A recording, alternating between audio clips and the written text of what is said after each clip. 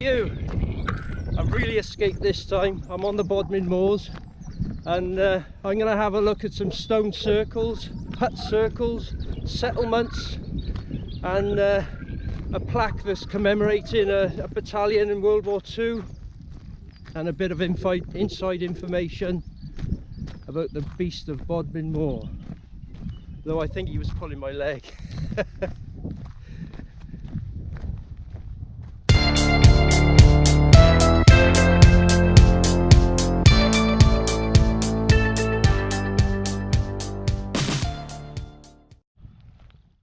The Bodmin Moors are absolutely littered with proof that people lived here in the Stone Age and Neolithic Age and Bronze Age, and it's all around. And you get one of these maps, the Ordnance Survey maps, and they'll just show you where everything is, all the stone circles, hut circles, settlements, and all the other bits. It's going to be quite amazing. I'm going to stay out here 1 or 2 nights, depending on the time of motion of getting across the moor, and we'll see how it goes.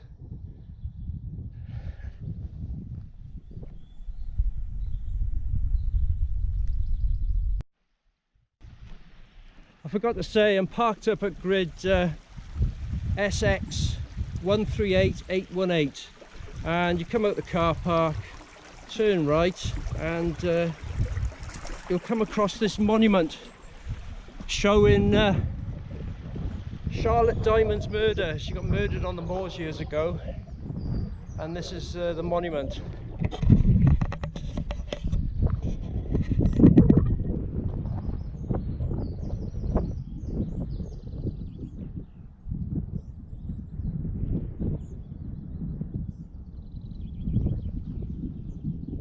But yeah, there's something to read about and have a look at if you desire.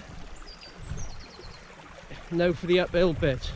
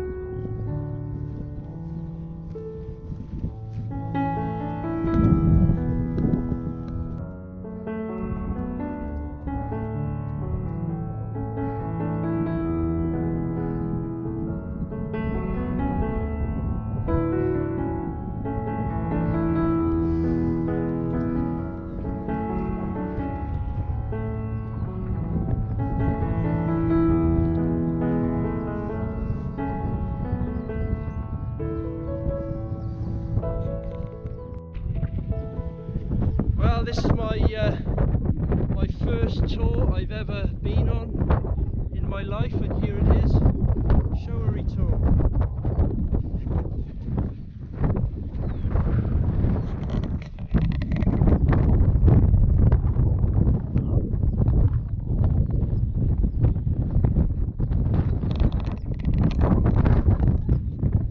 Now these stones, they're granite stones, very hard granite.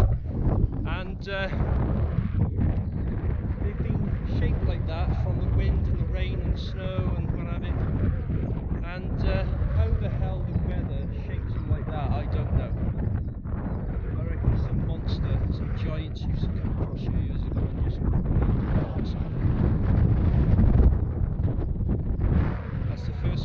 on. Hopefully there's many to come.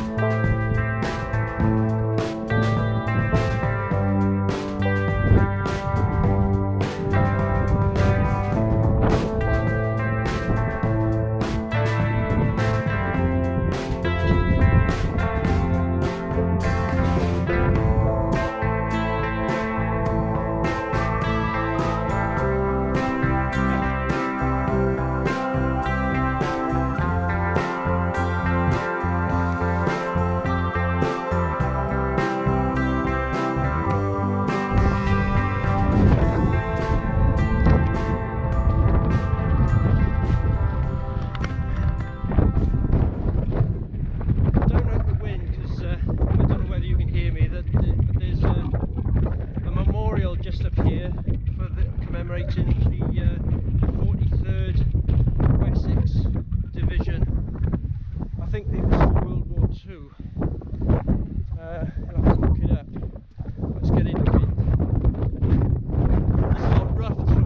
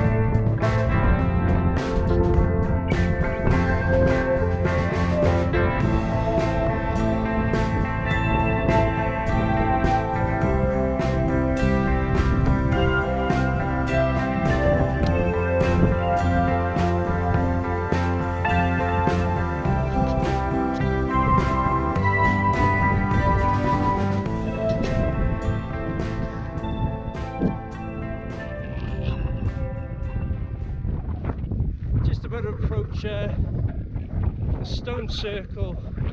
I don't know what they represent. I think they're burial grounds or something from thousands upon thousands upon thousands of years ago. I think about 10 to 12,000 years ago, something like that. Here it is anyway.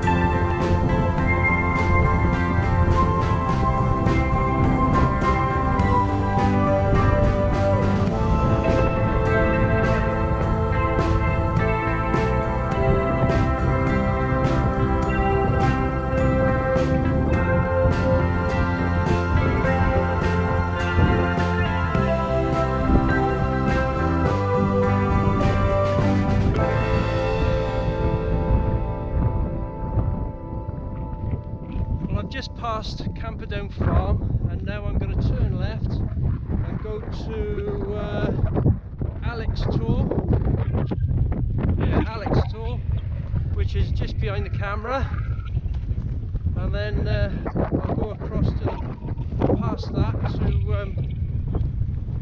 to a path, turn left, and then go towards King Arthur's Hall. We'll have a look at that.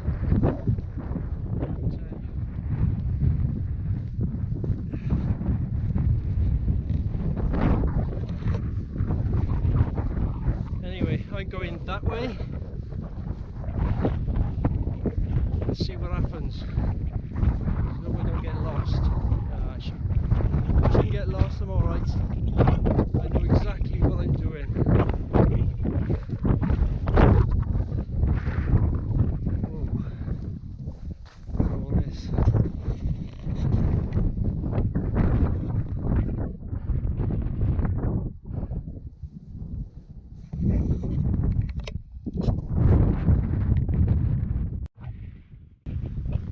Well, I don't know whether you know a lot about survival, wild camping, bushcraft, or whatever it is, but I feel a bit of a fake really coming across here, because you know, it's just a jolly really.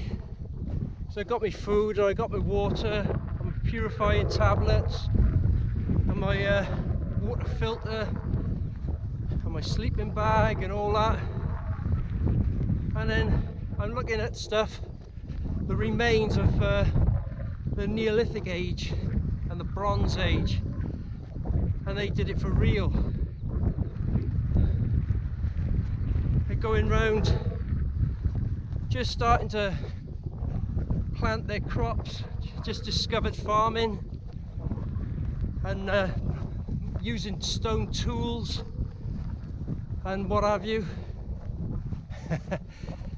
I don't know whether you think you're good, but you come around here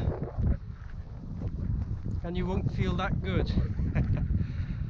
You won't feel that skillful, because the people who used to live here in them stone circles and all that, they did it for real. But whether it was hard or not, none of us know. Whether they went hungry or whether they lived a flipping good life, none of us know. But it's really interesting to see, you know. Just at a track, as you can see behind me, and I've turned left. I'm going down to a place called Cadra, and then I'm going to go back up the hill, hit a path, and then about 500 meters is King Arthur's Hall. So let's see what that looks like. I've got all the information here.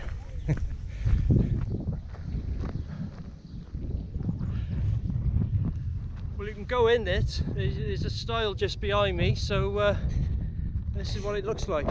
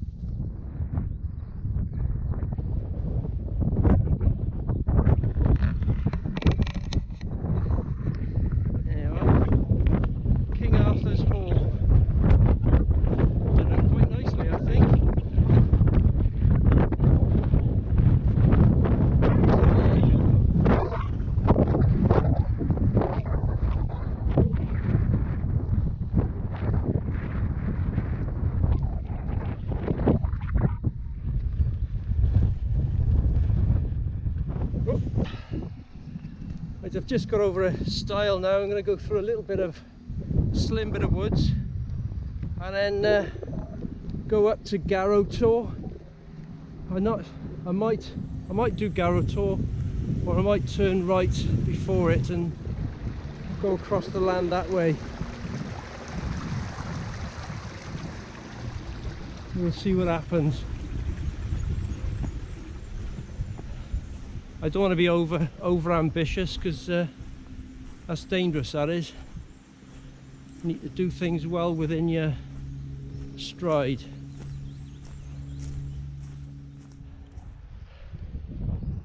I'm out of the other side of that woods.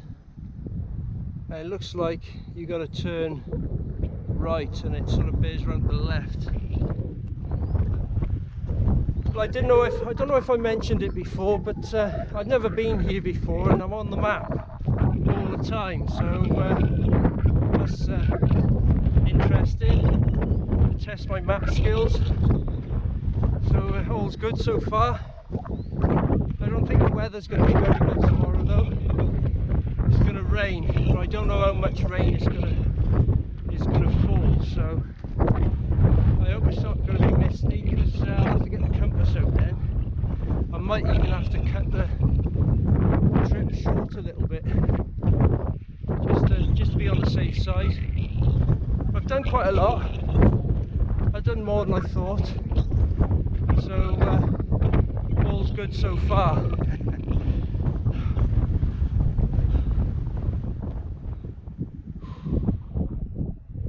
There's hut circles everywhere. I couldn't cover it all. I mean, I'd be zigzagging all over the place.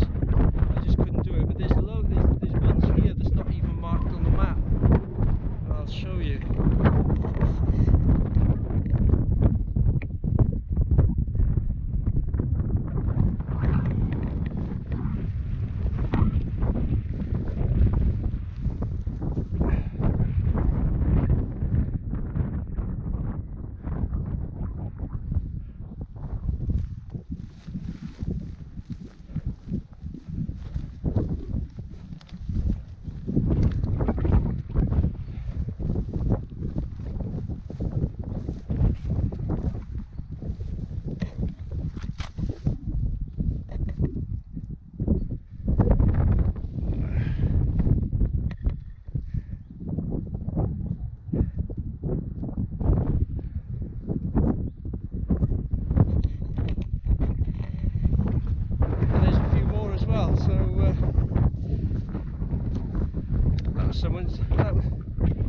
That was someone's house thousands of years ago.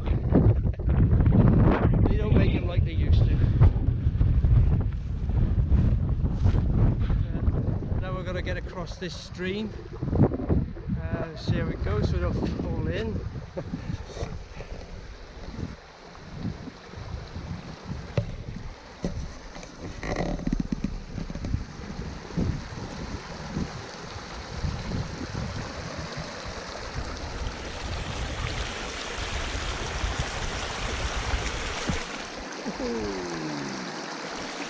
It's moving.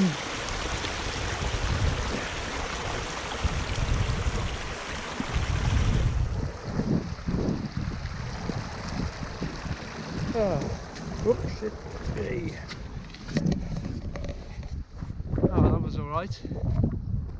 It's lovely clear water. Oh, I've got another one now.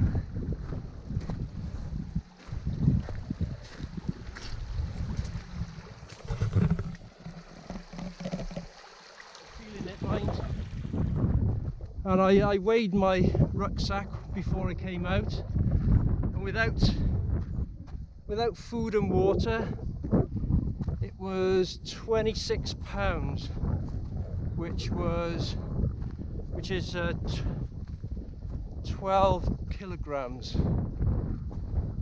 So it's not the lightest, it's not the heaviest either, it's just good solid stuff. Light and expensive as well, but I don't like going too light, because if you hit bad weather in this sort of terrain, you need good gear to look after you and you can sleep properly. So there you go. It's also very windy as well, so you know you need a good cooker that won't go out and all that, like, so there you go.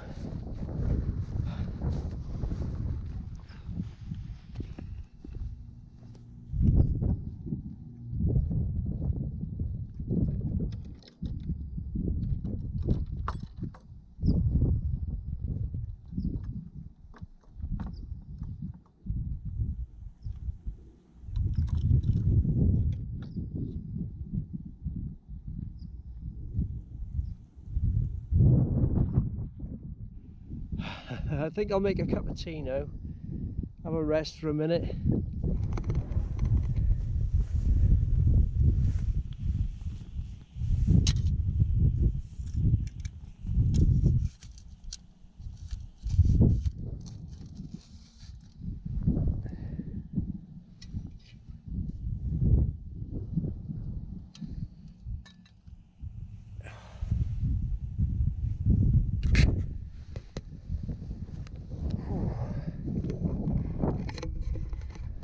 I'll tell you what, the rock formation and the view is unbelievable. there's no paths when you go across this. You've got to navigate with a map and possibly a compass.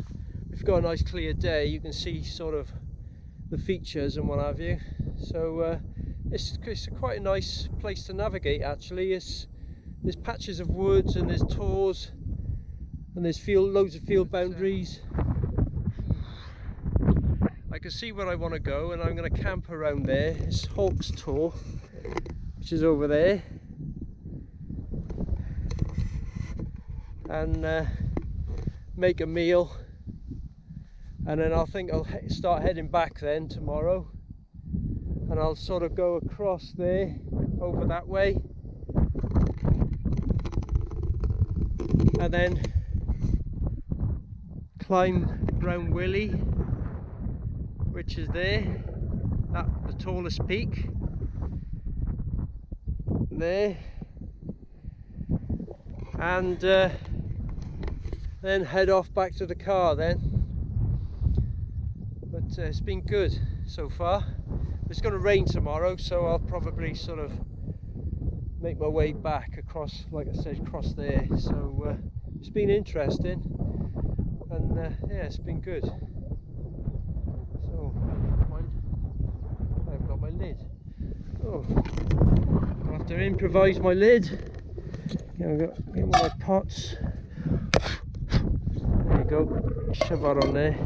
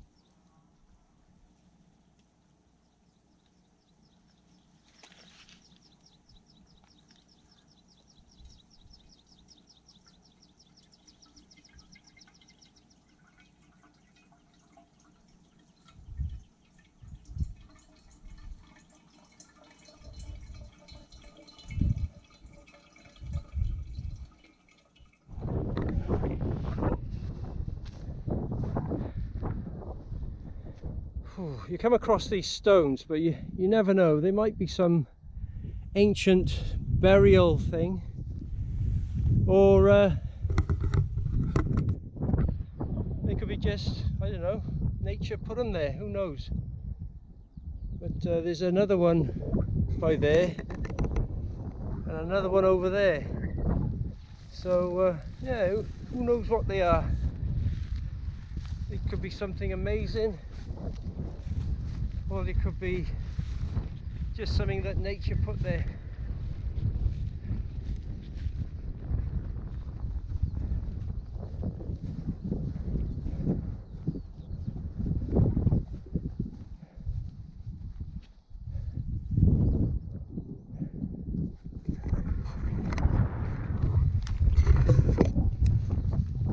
Who knows?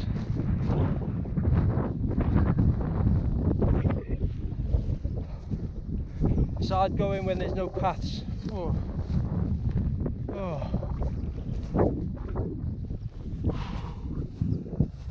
Oh. I'm nearly there, nearly at Hawk's Tor. Oh, and just on the other side of it is the A30. Oh.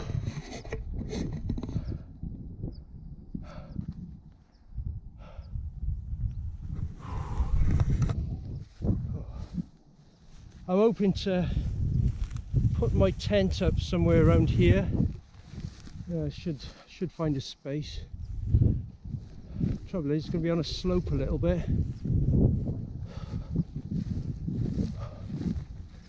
Anyway, let's have a look at this tor. See what's up there. Might have a flat bit. Never know.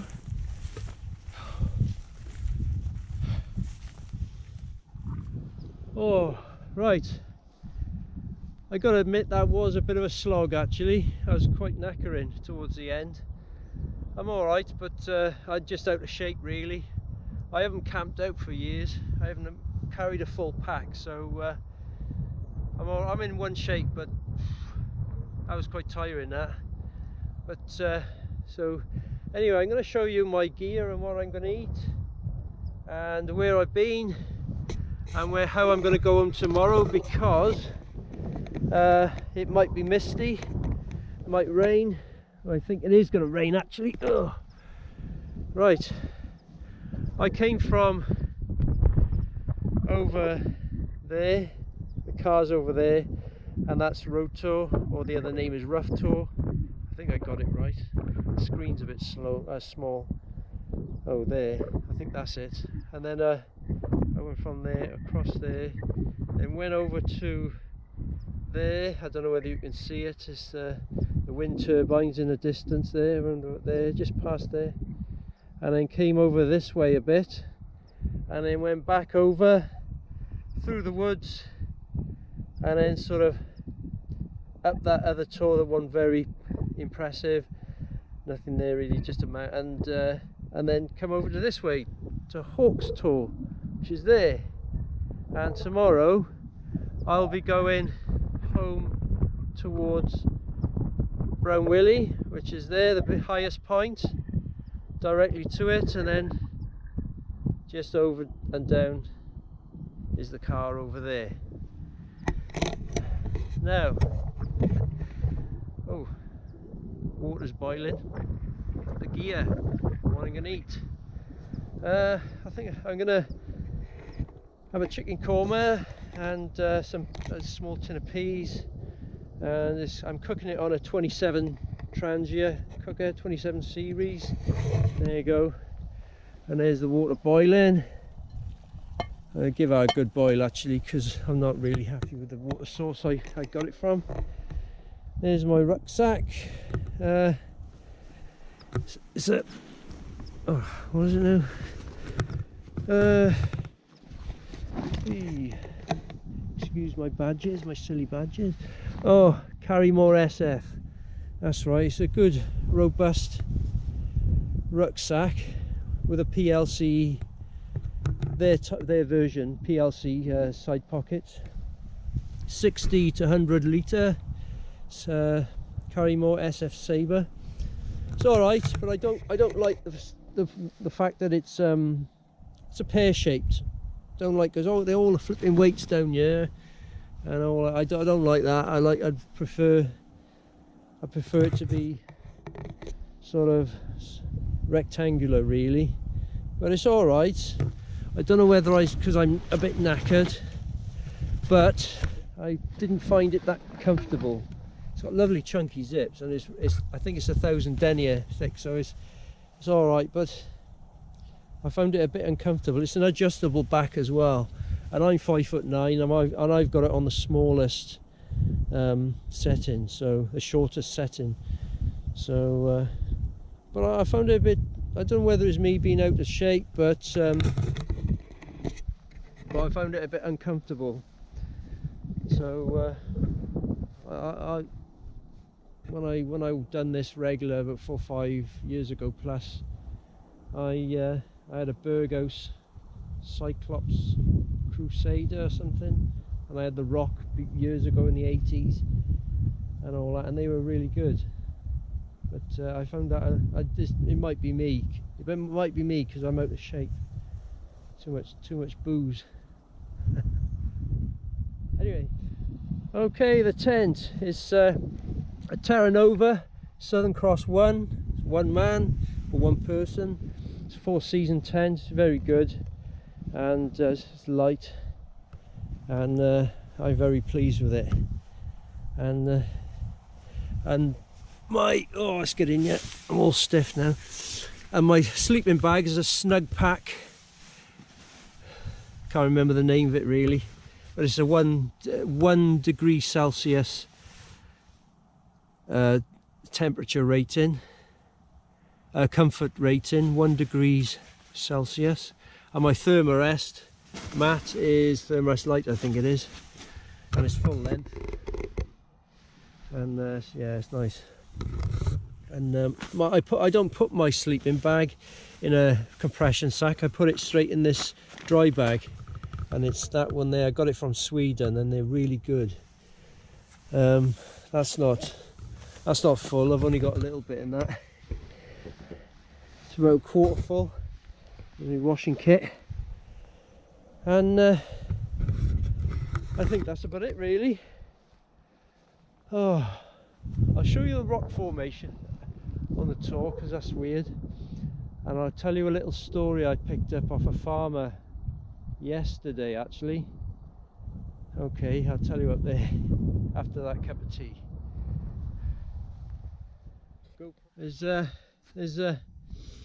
lot of common sorrel in the bushes around here, or it could be lamb sorrel, I'm not sure, but it's lovely.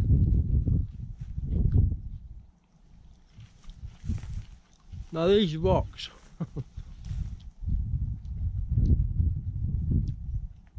these rocks, it says on the internet that they've been formed over the years by the weather and all that, but I mean, how the hell did the weather sort of shape these rocks like that?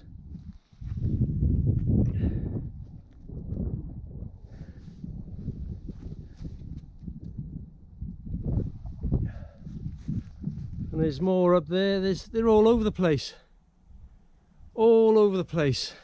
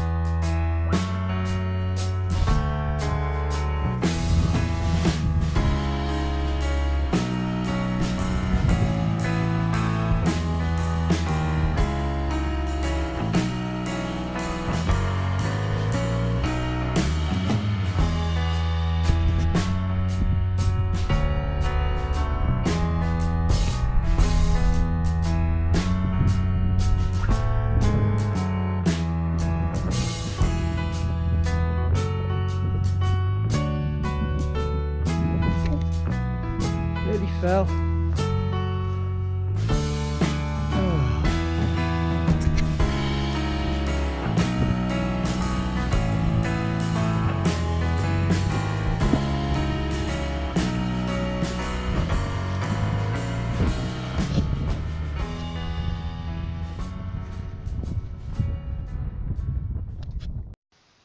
In the distance, just behind the woods, is the A30 running through the middle of the Bodmin Moor. And it's going uphill a little bit there, but just in this location here is a burger van and a lay-by, and I was talking to a farmer, and he said that 20 odd years ago there were some well-to-do people who wanted to own mountain lions or mountain leopards, something like that, and they didn't want to pay the fee to keep these specialized sort of animals, so they let them run free. And that could be the reason behind the beast of the Bodmin Moor. And also in this location here is bogland, and in World War II there were some Americans with their tanks parked up here on the bog, and they walked off somewhere because there was a pub nearby, and when they came back the tanks actually sunk down in the bog, and they're still there to this day. So that's what I've been told. So whether he was pulling my leg or not, I don't know. Yeah, I think giants used to roam the land, and they used to plonk them stones in that position. Who knows? Or maybe there's been a JCB up here, or the chopper's been lifting the stones and plonking them there in a certain way. I don't know. They're a weird shape, but having said that, they're like that all over the Bodmin Moor, and Dartmoor as well. So I'll leave it to the rest of the world to guess. Oh, I just talking to them people behind me. I don't know whether you could see when I was talking into the camera about the tanks and all that sinking down. But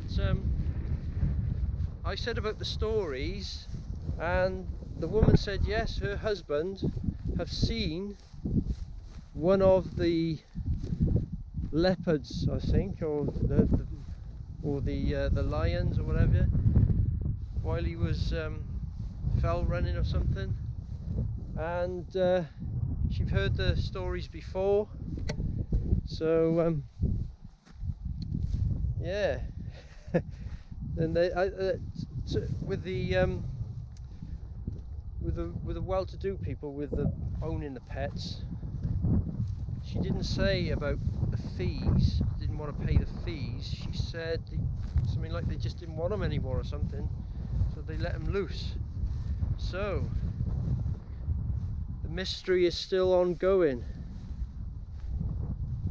The beast of Bodmin Moors is still out there, and I've got to flipping stay out overnight at camp and sleep. I hope I do sleep. There you go. That's the stories of the beast of the Bodmin Moors and the tanks sinking.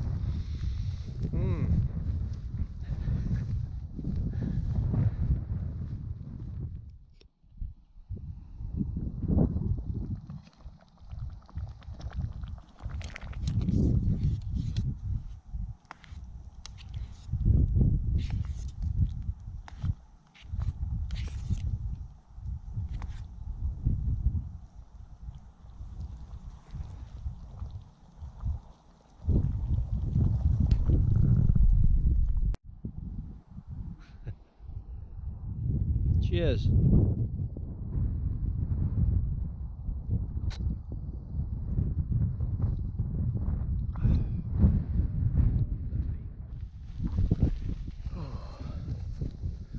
Well, I'm all packed up and on my way again.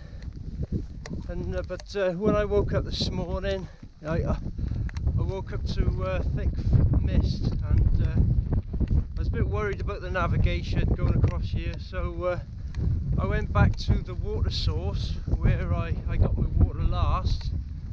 I made myself a cup of tea, and the fog lifted then. I had a bit of breakfast, and now I can see where I'm going. There's not many paths along these moors, although you can follow these quad bike paths, I suppose, that the farmers made. But I can see where I'm going now, so I'm a lot happier. So I'm planning on going up to Brown Willy, the highest point in the Bodmin Moors, and it's that way over there.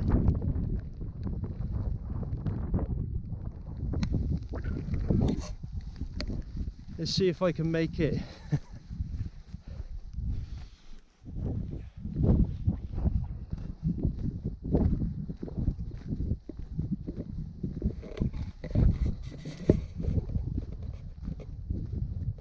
I don't know whether anybody is living in this house.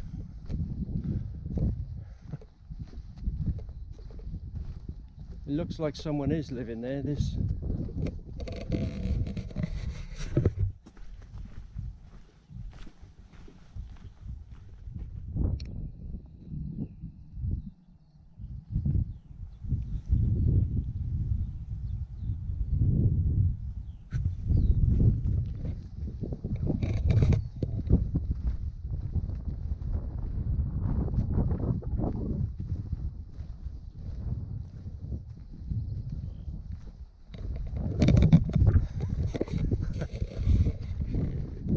It looks deserted, but I don't know, there's stuff in there, but I don't know about that. Looks like a right state. Looks like there's a bit of a state, but there's pots and pans and bits. So that was different.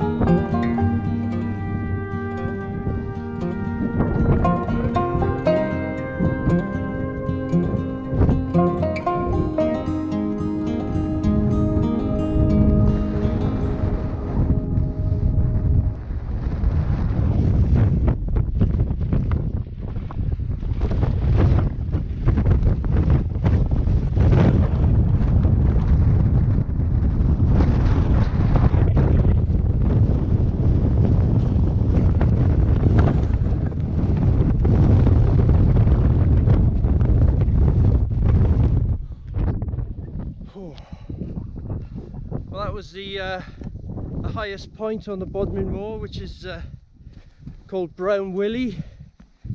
So I made it onto Brown Willy. So it's back down now. Did I mention I made it on Brown Willy? Well, I'm off Brown Willy and I'll just walk across between Rota, Roughtor and Roughtor, going downhill now towards the car. The car's in sight. So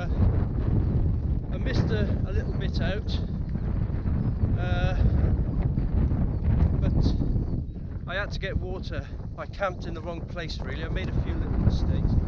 Camped in the wrong place, so I had to go the other direction to get water, and I didn't want to go back, so I missed a certain stone circle out.